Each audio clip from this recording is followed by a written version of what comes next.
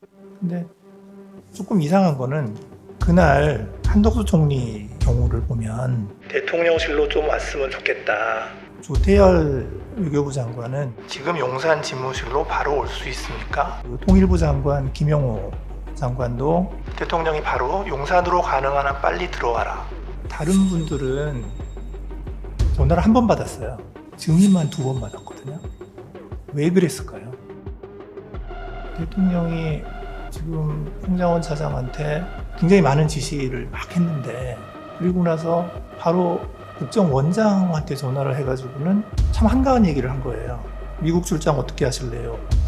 좀 잘 이해가 간 거거든요. 12월 3일 날 이제 대통령실 연락을 받고 그 대통령실에 이제 갔을 때 이제 그 가는 경위부터 좀 제가 여쭤볼게요. 그 12월 3일 20시에 대통령으로부터 직접 전화를 받았다는 거죠. 그렇습니다. 그때 대통령이 어디세요라고 하니까 증인은 여기 있습니다 이렇게 말씀하셨던 거고, 네, 대통령이 미국 안 가셨어요? 라고 하니까 증인이 내일 떠납니다. 방금 미국 대사와 송별 만찬했습니다. 이렇게 대답한 적이 있나요? 네, 제 기억은 그렇습니다. 예. 그리고 나서 대통령이 알겠습니다 하고 전화를 끊었죠. 예, 들어오라는 얘기 안 했고. 없었습니다. 예. 그런데 이제 20시 5분에 대통령실 부속실장 강희구 이분이 증인에게 전화를 했죠. 예, 그렇게 기억합니다. 전화를 해서 어디 계십니까? 하니까 증인이 내곡동입니다. 이렇게 대답을 했고요. 네, 그러니까 강희구 부속실장이 지금 들어오세요. 이렇게 얘기를 해서 증인은 대통령실로 출발을 한 거고요. 그렇습니다. 예. 근데 조금 이상한 거는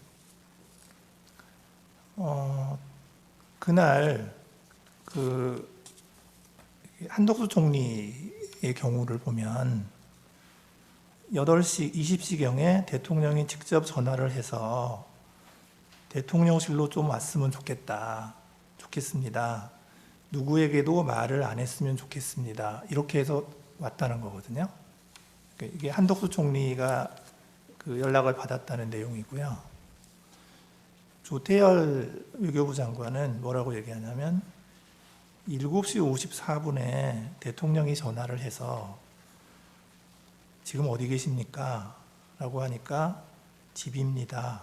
라고 하니까 지금 용산 집무실로 바로 올 수 있습니까? 차표는 됩니까? 이렇게 해서 바로 출발했다는 거거든요. 그리고 그날 또 그 통일부 장관 김영호 장관도 대통령으로부터 전화를 받았어요. 받았는데 이 전화 받은 게 조금 다릅니다. 저녁 약속이 있어서 식사를 마치고 휴대폰을 보니까 부재중 전화가 여러 번 와 있었는데 보니까 대통령실에서 여러 번 전화를 했더라. 그리고 이제 그랬는데 대통령께서 바로 그때 전화를 해가지고 대통령이 바로 용산으로 가능한 한 빨리 들어와라. 이렇게 얘기를 하니까 그 김영호 장관이 어디로 가면 됩니까? 하고 물었더니 대통령이 수행실장에게 물어보고 들어오세요. 라고 얘기했다는 거예요. 그러니까 이 김영호 장관은 아마 그 부속실에서 먼저 전화를 여러 번 했는데 이제 연락이 안 되니까 대통령이 전화 안 받는다고 그러니까 대통령이 바로 전화를 했던 것 같아요.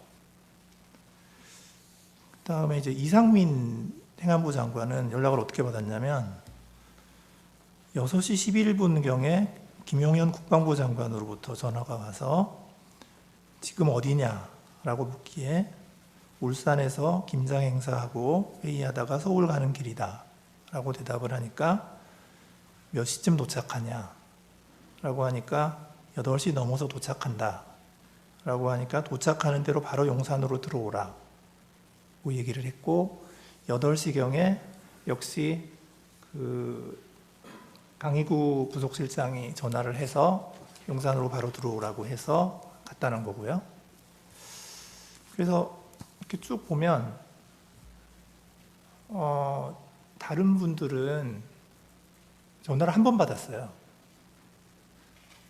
그 대통령이 직접 전화를 하거나 아니면 부속실에서 전화를 하거나 증인만 2번 받았거든요. 왜 그랬을까요? 저로서는 뭐 알기 어려운 부분이고 제 기억에 따라 말씀을 드렸습니다. 그 증인이 그 대통령실에 들어갔을 때 집무실에 여러 사람이 있었죠. 네, 원탁에 앉아 계셨습니다. 예, 대통령이 있었고 한덕수 국무총리가 있었고 네, 김용현 국방장관이 있었고 예, 이상민 행안부 장관이 있었고 박성재 법무부 장관이 있었고 네, 그다음에 김영호 통일부 장관이 있었고요. 맞습니다. 그 당시에 이제 그 거기 있는 사람들이 다 말렸다는 거잖아요. 네, 다 걱정들 하고 반대하고 걱정하고 했습니다. 증인도 반대했잖아요. 저도 걱정을 했습니다. 네. 저는 반대라는 표현을 쓰지 않아서 언론 보도에서 제가 우려 표시를 했다고 표현했습니다. 우려의 표시를 했죠. 네. 그 당시에 이렇게 여러 명이 모여 있는 상태에서 증인이 발언한 게 그 전부입니까? 아니면 제 말은 대통령하고 독대한 적이 있느냐? 죄송합니다. 그 독대한 적은 없고요. 네. 그 제가 조사를 받으면서 이미 얘기를 한 것이지만 최상목 부총리가 대통령을 뵈러 들어갈 때 쫓아 들어가서 저도 한 말씀 하지 않으시도록 말씀드린 적이 있습니다. 그건 그 다음 나중 얘기네. 예, 그건 최상목 부총리는 늦게 반이죠. 왔으니까. 네. 예, 그 나중 얘기군요. 독대를 해서 무슨 말씀을 나눈 적은 없었습니다. 없고 최상목 부총리가 들어가실 때 제가 증인도 쫓아 같이 들어갔던 적이 한 번 있습니다. 쫓아 들어가서 역시 반대. 네. 그건 뭐 반대는 아니지만 하여튼 우려. 하시지 말도록 말씀드렸습니다. 이제 그 다음에 증인은 이제 국무회의 멤버는 아니지만 국무회의 할 때 증인은 어디 계셨어요? 국무회의 멤버가 아닌데. 그 대접견실에 한 20명 이상 앉을 수 있는 큰 테이블, 장방형 테이블이 있습니다. 거기에 이제 국무위원들이 쭉 다 앉고 저와 비서실장, 안보실장은 제일 끝자리에 가장 떨어진 끝자리에 앉아 있었습니다. 그랬군요. 그 국무회의를 이제 그 9시 21시 30분경에 시작을 했고 하여튼 회의를 시작을 했고 증인께서는 그 22시 45분에 대통령실을 출발하셨죠. 시간은 몇 분 틀릴 수는 있지만 대개 맞습니다. 네, 예, 맞죠, 그렇습니다. 맞죠. 예. 그런데 이제 그 대통령실에서 출발해서 이제 국정원으로 차를 타고 가고 있는데 대통령이 전화를 했어요, 증인에게. 그죠? 증인이 맞습니다. 전화 받았잖아요. 예, 근데 그때 대통령께서 원장님 참 미국 출장은 어떻게 하시기로 했어요? 라고 물었죠. 네, 그렇습니다. 예. 그래서 증인이 이런 상황에서 미국을 어떻게 가겠습니까? 라고 대답을 했고 대답하셨죠. 그렇게. 예, 그러니까 대통령께서 그렇지요. 지금 가기는 어렵겠지요. 라고 하고 전화를 끊었죠. 예, 근데 그게 그 통화를 한 게 지금 통화 기록상으로 보면 22시 55분에서 57분이거든요. 그런데 지금 또 통화 기록을 보면 그 대통령께서 그 홍장원 1차장에게 전화를 한 게 22시 53분이에요. 그런데 그 통화 시간이 1분 24초입니다. 꽤 길게 했어요. 그리고 그 지금 홍장원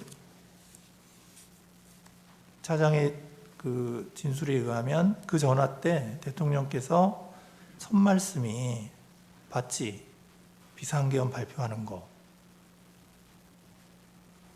이렇게 하길래 홍장원 차장이 네 봤습니다 이렇게 하니까 대통령이 이번 기회에 싹 다 잡아들여, 싹 다 정리해. 그리고 국정원에도 대공수사권을 줄 테니까 우선 방첩사를 도와, 지원해. 자금이면 자금, 인력이면 인력, 무조건 도와. 이렇게 말을 했다는 거고, 홍장원 차장은 네 알겠습니다 라고 답변을 했다는 거예요. 그러니까 대통령이 그래 잘해 라고 격려하고 통화를 마쳤다. 그러니까 이게 1분 24초를 통화를 했으니까, 그러니까 22시 53분에 전화를 해서 1분 24초 통화를 하고 그 다음에 22시 55분에 증인에게 전화를 바로 한 거예요. 그러니까 이 갭이 30초밖에 없어요. 그 말씀 좀 올려도 되겠습니까? 그 정확한 분은 제가 기억을 못 하고요. 네. 22시 55에서 57이라고 지금 돼 있는 걸 저도 봤는데 네네. 통화한 그 시간은 사실은 30초가 좀 안 되는 걸로 제가 기억합니다. 짧았습니다, 사실은. 아, 증인하고. 예, 그렇습니다. 네. 그러니까 제 말은 뭐냐면, 아니 대통령이 지금 홍장원 차장한테 이제 굉장히 굉장히 많은 지시를 막 했는데, 그리고 나서 바로 국정원장한테 전화를 해가지고는 참 한가한 얘기를 한 거예요.